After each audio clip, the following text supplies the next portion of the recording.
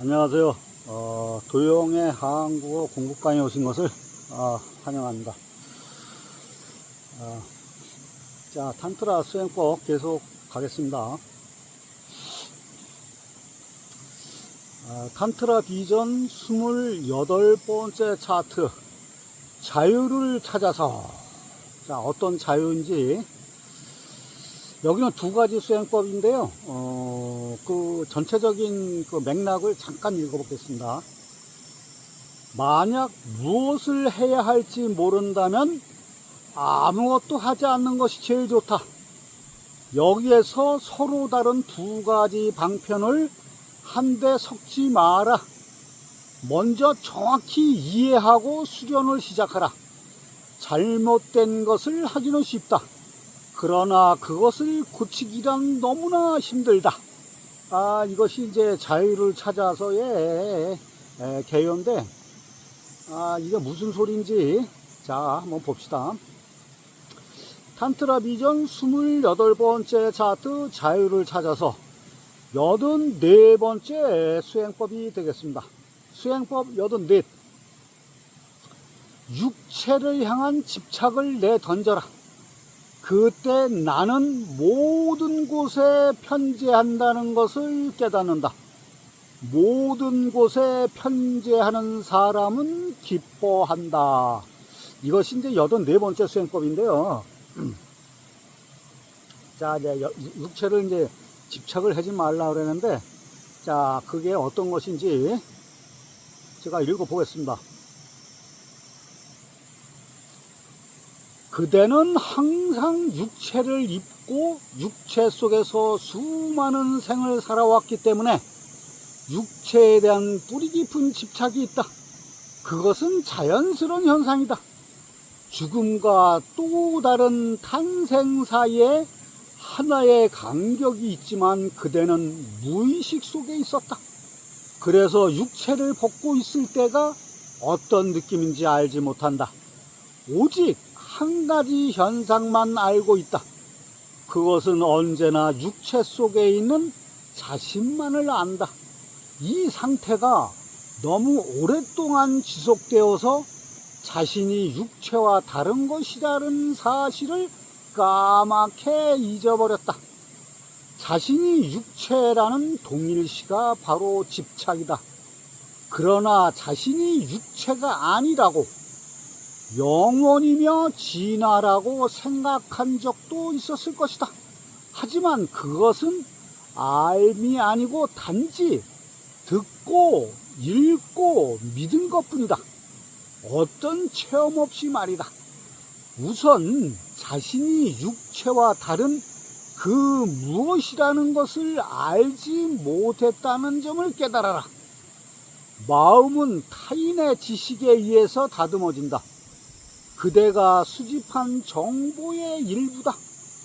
그것은 빌려온 것이지 실제가 아니다. 물론 그것 자체는 거짓이 아니다. 그것을 말한 사람은 진짜로 알았다. 하지만 그대에게는 자신의 체험이 아니기 때문에 거짓이다.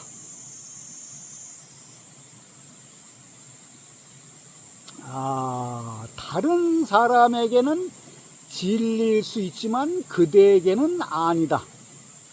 진리는 개인적인 것이다. 체험을 통하지 않는 것은 진리가 아니다. 그래서 우주적인 진리 같은 것은 없다. 모든 진리는 그것이 진리이기 이전에 개인적인 것이 되어야 한다. 육체에 대한 집착은 육체와의 동일시이다. 그래서 그대의 환상을 통해 자신이 영혼이라고 어설프게 아는 지식을 내던져 버려라.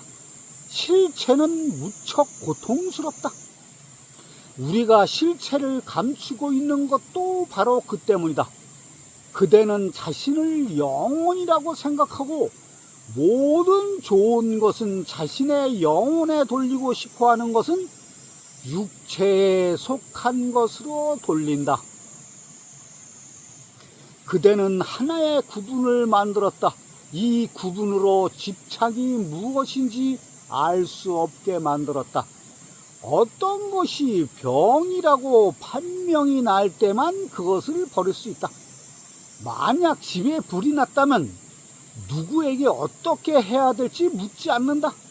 스승도 찾지 않을 것이고 경전을 뒤적거리지도 않을 것이고 어떤 문이 가장 올바른 문인지 망설이지 않고 집 밖으로 뛰쳐나갈 것이다. 그처럼 집착을 벗어날 방법을 찾지 말고 집착이 무엇인지 안다면 집에 불이 난 것처럼 그것을 그냥 내던져 버릴 것이다. 어떻게 라고 물을 필요가 없다. 당장 그것으로부터 뛰어나올 것이다. 이 방편으로 들어가기 위해서는 먼저 자신에 대한 거짓 지식을 버려야 한다. 그대를 제한하고 있는 것은 육체가 아니라 집착이다. 그대와 실체 사이를 가로막은 장벽은 육체가 아니라 집착이다. 한번 집착이 사라지면 그대에게는 어떤 육체도 없다. 전 존재계가 그대의 육체가 된다. 그대는 모든 곳에 존재하는 것이다. 실제로 몸은 존재계가 그대에게 닿은 연결점일 뿐이다. 그것은 그대에게 가장 가까운 존재계다. 그것은 얼마든지 확장될 수 있다. 육체가 감옥이 아니라 집착이 감옥이다. 그대는 어디에 있다고 말할 수 없다. 단전이나 가슴도 아니다. 그 어디에란 곳 자체가 없다. 단지 그대가 있을 뿐이다. 깊은 잠 속에서는 육체를 의식할 수 없다. 그냥 그대는 있다. 우리는 육체에 매여 있기 때문에 어딘가에 있다고 생각하고 죽을 때는 어디로 간다고 생각한다. 우리는 아무 데로도 가지 않는다. 그대가 죽을 때 그대는 그 어디에도 없다. 즉 육체 속에 있지 않을 때 그대는 아무 데도 없다. 혹은 모든 곳에 있다. 이 둘 중에서 설득력 있는 쪽을 택하라. 그것은 그대의 자유다. 그대는 하나의 공간 속에 안정되지 않는다. 그것은 전부다. 그대가 모든 곳에 있다면 아무 데도 있지 않다고 말하는 것이 된다.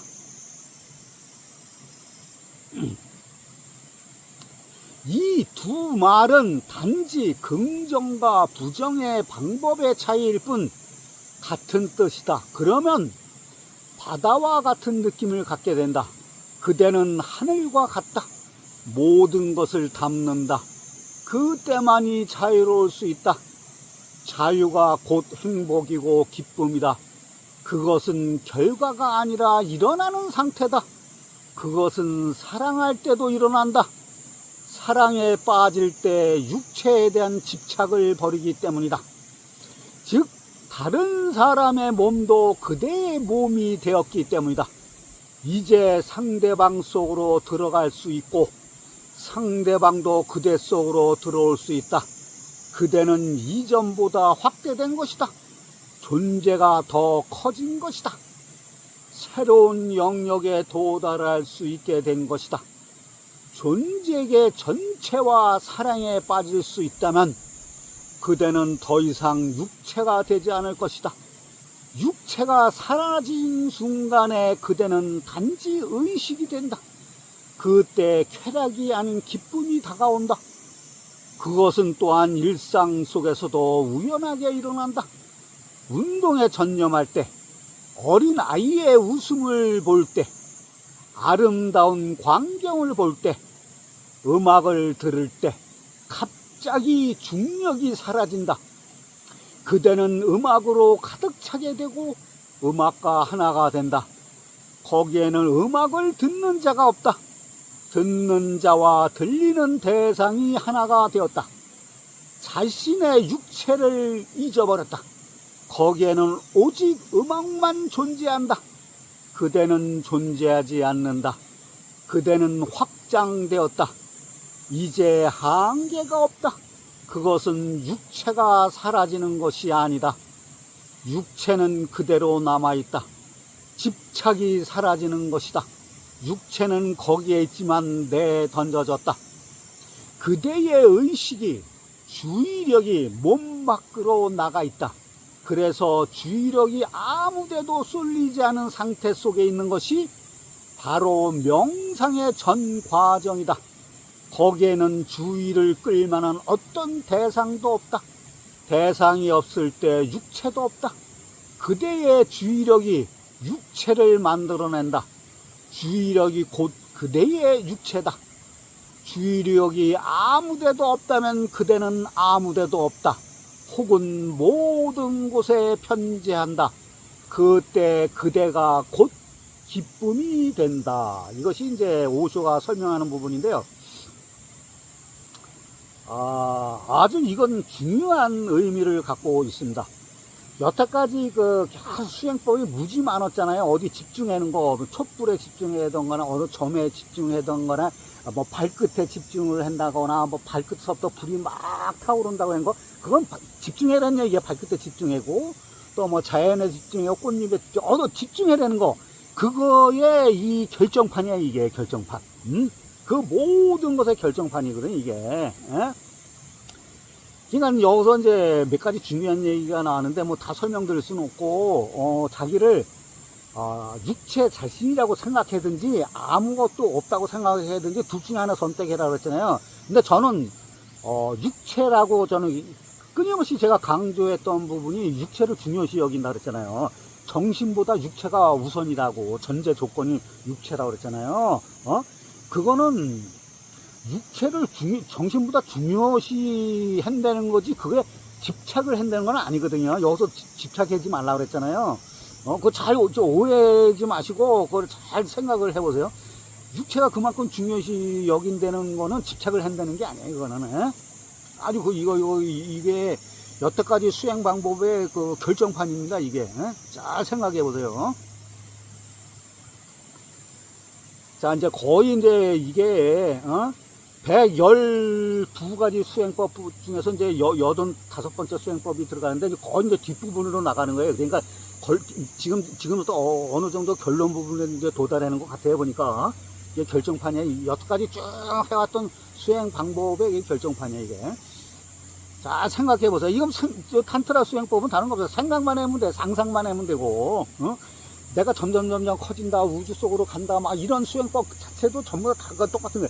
내가 육체하고 합의를 하고 육체라고, 모든 게 육체라고 생각하면 이 우주도 육체가 된다고 그러잖아요. 여기 오쇼도 그렇게 설명하잖아요. 자연도 육체가 되고, 꽃잎 하나도 육체가 되고, 이파리 하나도 육체가 되고, 돌 하나도 육체가 되고, 모든 게 다 육체가 되는 거야. 거기에 그 자체가 집착을 하는 게 아니라, 그렇게 되면은 그 자체가 기쁨이라는 거야. 충족감, 은혜로움, 지복감, 만족감, 행복감. 다른 게 아니야. 그거예요, 그거. 자, 그 다음, 탄트라 비전 28번째 차트, 자유를 찾아서. 그러니까 이제 그만큼 기쁨이 되고 그러면 자유롭게 된다는 거지. 영원한 대자유인. 뭐 그렇게 얘기하는 사람들도 많더라고. 대자유인이 되는 거예요. 자, 85번째 수행법이 되겠습니다. 85번째 수행법. 수행법 85. 아무것도 없음을 생각하면 제한된 자는 무한해질 것이다. 이것이 이제 85번째 수행법인데요. 요거는 그거 같아요. 아까는 두 가지 중에 선택해라 그랬잖아요.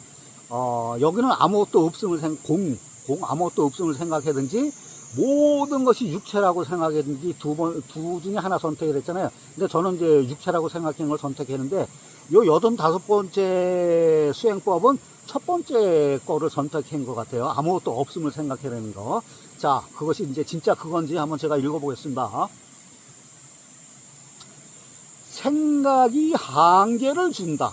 그리고 그 한계의 유형은 수없이 많다. 그대가 힌두교도라면 그것은 하나의 한계다. 힌두교도가 되는 것은 어떤 특정한 유형의 사고에 집착하는 것이다. 진정으로 종교적인 사람은 주의나 교도, 어떤 신념체계, 어떤 신앙에 의해서도 제한받지 않는다. 특별한 생각이 없기 때문에 마음에 의해서 구속되지 않는다. 그는 무한 속에 산다. 그래서 첫째로 특별한 생각을 갖고 있을 때 그 생각은 그대의 장벽이 된다. 그것에 얽매이게 된다. 그때 누군가에게 반대할 것이다. 왜냐하면 누군가를 반대하지 않고는 장벽이 유지될 수 없기 때문이다. 하나의 생각은 항상 하나의 편견이다. 그것은 항상 어떤 것에 찬성하거나 반대한다. 생각은 전체적일 수 없다. 오직 생각 없음만이 전체적일 수 있다. 두 번째로 생각은 항상 마음에서 나온다.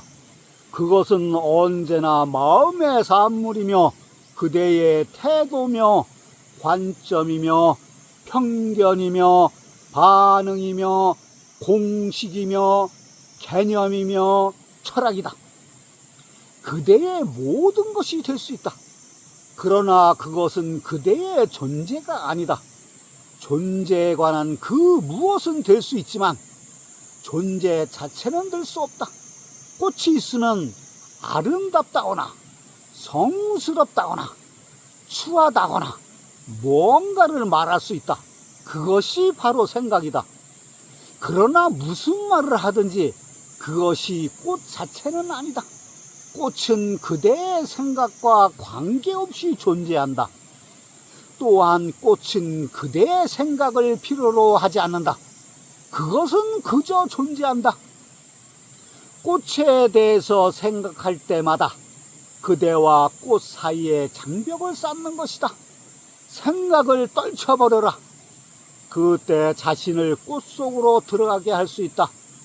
말은 꽃에게 어떤 존재도 나눠줄 수 없다. 그저 장벽만 쌓는 것일 뿐이다. 생각하지 않으면, 그저 단순히 존재한다면, 전적으로 깨어 있다면, 어떤 사념의 구름으로 가려져 있지 않다면 그대는 제한되지 않는다. 육체만이 몸은 아니다. 마음은 더 깊은 몸이다. 육체는 물질로 구성되어 있다. 마음 역시 물질로 구성되어 있다. 보다 섬세하고 정제된 물질로 말이다. 육체는 가장 바깥의 몸이다. 마음은 내부의 몸이다. 그리고 그대는 몸과 분리되기는 쉽다. 그러나 마음과 분리되기는 어렵다. 마음은 몸보다 더욱 자신이라고 느끼기 때문이다. 어떤 사람이 그대의 몸이 아파 보인다고 말하면 기분이 그렇게 나쁘지 않다. 그러나 그대의 마음이 아파 보인다고 말한다면 상처를 입고 모욕을 받았다고 느낀다. 마음이 자신에게 더 가까운 것이기 때문이다. 마음은 내부의 몸이다. 그대는 그것을 갖고 다닌다. 그것에 너무 깊이 집착한 나머지 죽음조차 그대를 그것에서 분리시키지 못한다. 그대의 과거 생들을 알 수 있는 것도 바로 그 때문이다. 만약 그대가 한때 개로 태어난 적이 있다면 그대 속에 여전히 개의 마음이 있다. 나무였다면 나무의 마음이 있고 여자였다면 그것은 그대 속에 있다. 모든 마음이 그대 속에 있다. 그대는 너무나 단단한 그것들을 붙잡고 있어서 절대로 놓치지 않는다.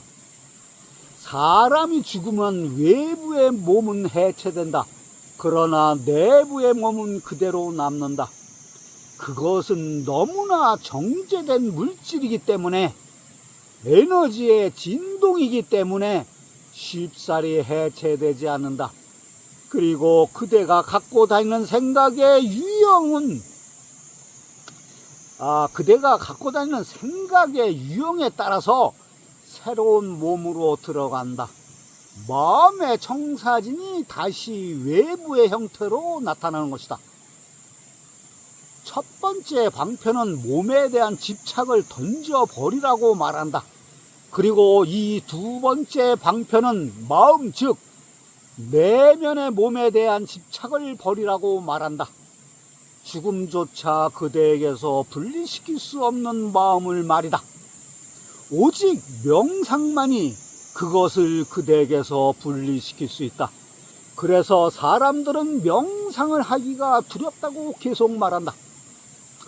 거기에는 깊은 공포가 있기 때문이다. 죽음의 공포 말이다. 이제 가장 깊은 동일시가 끊어지려 분리되려고 한다. 그때는 누구나 자신이 죽는 것처럼 느껴진다. 존재하지 않는 상태로 들어가는 것처럼 느껴진다.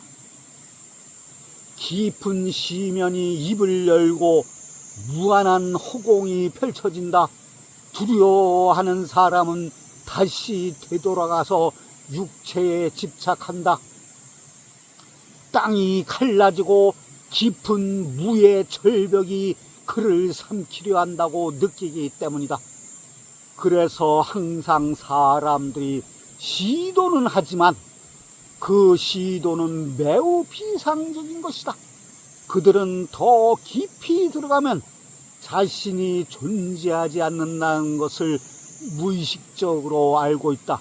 한번 그대가 그 시면을, 그 수냐를, 그 허공을 알고 나면 다시는 이전과 같은 상태가 될 수 없다. 그대는 새로운 사람으로 변화되어 있다. 마음과 맺었던 이전의 동일시는 이제 완전히 끊어졌다. 그리고 이제 마음은 하나의 도구가 되었다. 무엇을 하고 싶다면 뭐든지 할 수 있다. 하지만 그것에 매이지는 않는다. 여기에 자유가 있다. 그러니 이것은 오직 아무것도 없음을 생각할 때 가능하다. 이제 그대는 본래의 얼굴을 발견했다. 거기에 어떤 제한도 없다. 어떤 얼굴, 생각, 사상, 마음도 없다. 그것이 곧 무심의 상태다. 비로소 한정된 자아는 한정되지 않는다. 무한이 된다. 갑자기 그대는 모든 곳에 있다. 그대는 모든 사람이 된다. 그대는 나무 속에, 틀 속에, 틀인가요? 틀 속에, 불 속에, 하늘 속에, 친구 속에, 적 속에도 있다. 모든 곳에 편재하게 된 것이다. 그대는 모든 곳에서 비치고 있다. 이 상태는 지복의 상태다. 이제 그 어떤 것도 그대를 혼란시킬 수 없고 그대에게 반대하는 것도 없다. 그대를 벗어나 있는 것은 아무것도 존재하지 않는다. 이제 거기에 죽음이 없다. 죽음 속에서조차 그대는 존재한다. 오직 그대만이 존재한다. 이것이 홀로 있음, 전체적인 홀로 있음이다. 모든 것이 그대 속에 흡수되어 그대가 되어버렸기 때문이다. 그 상태를 두 가지로 표현할 수 있다. 긍정적인 표현으로서 신은 없다. 오직 나만이 존재한다.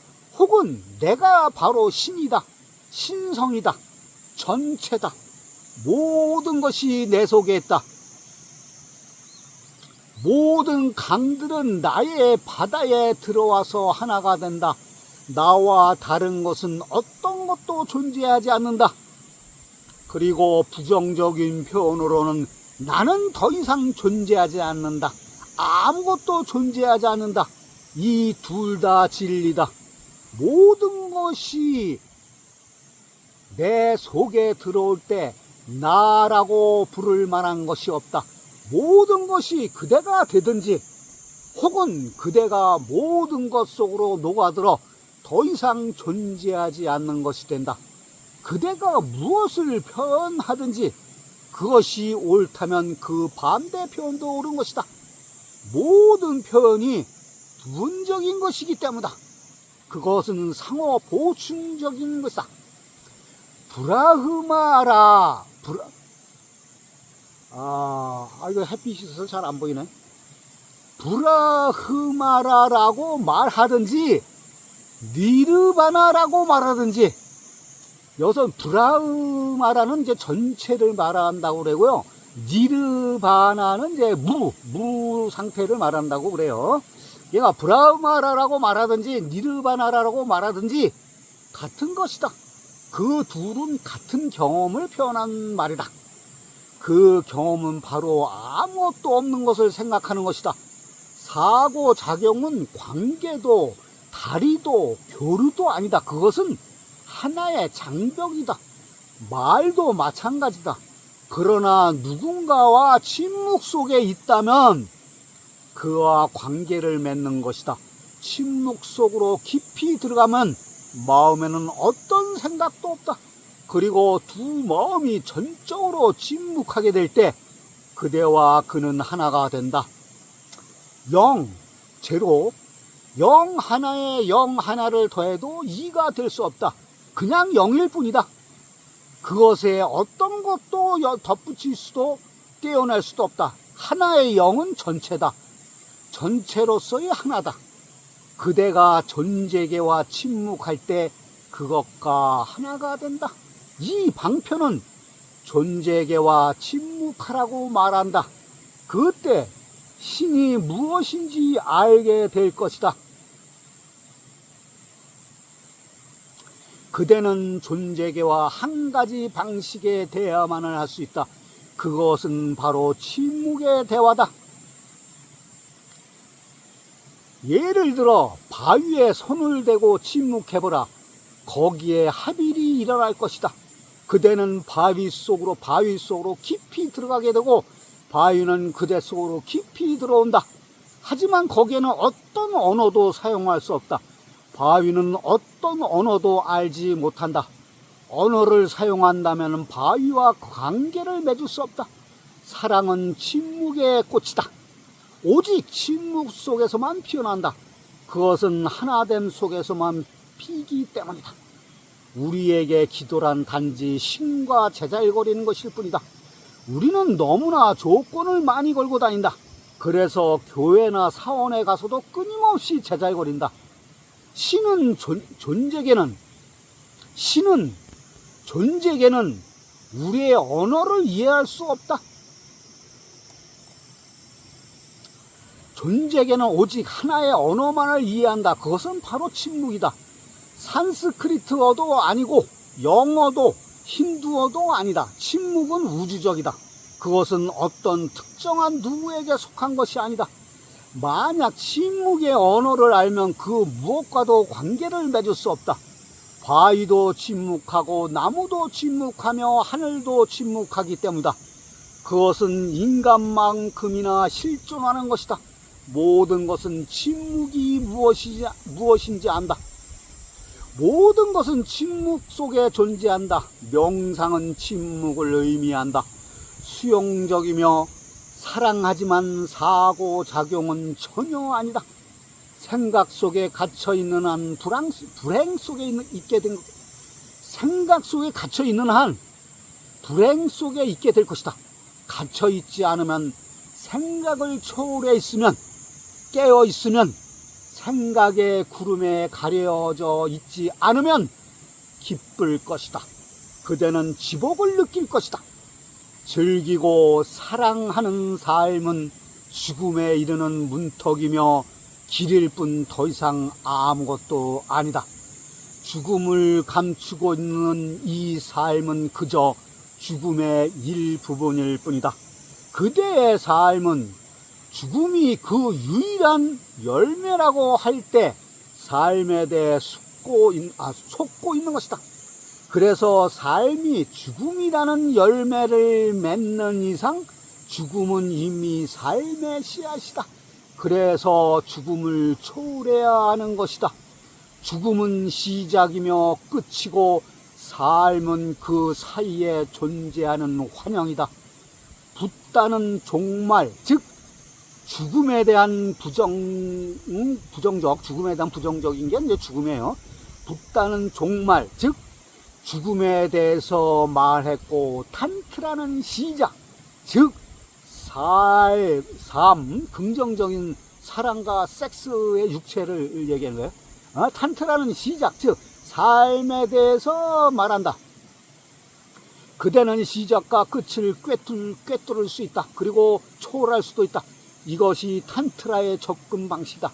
즉 시작과 끝은 모두 같은 것이다. 그대는 섹스와 함께 태어났다. 그리고 섹스는 죽음의 시작이다. 섹스를 통하지 않고 태어나야 불멸의 존재가 되는 것이다. 섹스를 통해서 태어나면 죽음은 반드시 온다. 이 때문에 사회는 섹스를 두려워한다. 섹스란 죽음의 공포를 대변하는 것이기 때문이다. 탄트라는 삶을 긍정하는 것이 아니며, 붓다 역시 삶을 진짜 삶에 대하여 부정하는 것도 아니다. 탄트라는 시작에 초점을 맞추고 있고, 붓다는 종말에 초점을 맞추고 있다. 하지만 탄트라는 좀 더 현실적이다. 왜냐하면 그대는 이미 태어났기 때문이다. 그래서 이 삶부터 시작해야 할 것이다. 그리고 죽음은 반드시 일어날 것이다. 그것은 그대에게 있어서 여전히 상상의 부분이다. 죽어가는 사람은 볼 수 있지만 죽음 자체는 볼 수 없다. 그거는 내부에서 진행되는 과정이기 때문이다. 그것은 개인적인 것이며 불가시적인 것이다. 직접 죽지 않는 한 죽음을 이해할 수 없다. 그래서 죽음에 대해 알려진 것은 모두 추측일 뿐이다. 아무도 실제로 죽음을 아는 사람은 없다. 과거 전생을 기억해내지 않는 한 알 수 없다. 그래서 죽음에 대해 알려진 것은 모두 추측일 뿐이다. 아무도 실제로 죽음을 아는 사람은 없다. 이거 했네요. 과거 전생을 기억해내지 않는 한 알 수 없다. 이번 생에서 그대의 죽음은 미래의 일이기 때문에 그것에 대해 미리 생각할 수 없다.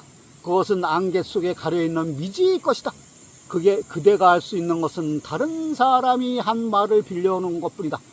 다른 사람의 죽음을 아무리 세밀하게 관찰을 해도 그대는 외부의 구경꾼일 뿐이다. 탄트라는 좀 더 과학적이다. 그것과 함께 탄생과 함께 섹스와 함께 시작한다. 또한 전생을 죽음을 강조하지 않는다. 그것은 아직 그대에게 관념적인 것이기 때문이다. 그러나 삶과 죽음에 대한 탐구는 모두 같은 것이다. 즉 죽음 없는 삶, 영원한 삶에 대한 탐구다. 시작을 초월하는 것이나 종말을 초월하는 것이나 모두 같은 초월이다. 탄트라는 그대로 하여금 내면 깊이 들어가도록 도와준다. 탄트라를 통해 삶을 이해할 수 있다. 그리고 삶을 이해하게 되면 죽음도 이해할 수 있다. 삶과 죽음은 모두 이해할 때 거기 초월이 일어난다. 만약 이 삶에 대해 생각한다면 마음은 외부로 향할 것이다. 그리하여 보이는 사물에 집착하게 될 것이다. 그러나 죽음이 모든 것에 감추어져 있음을 보기 시작한다면 그때 보이는 사물에 더 이상 집착할 수 없게 될 것이다. 그대의 마음은 내면으로 향하기 시작할 것이다. 오늘은 이것으로 마치겠습니다.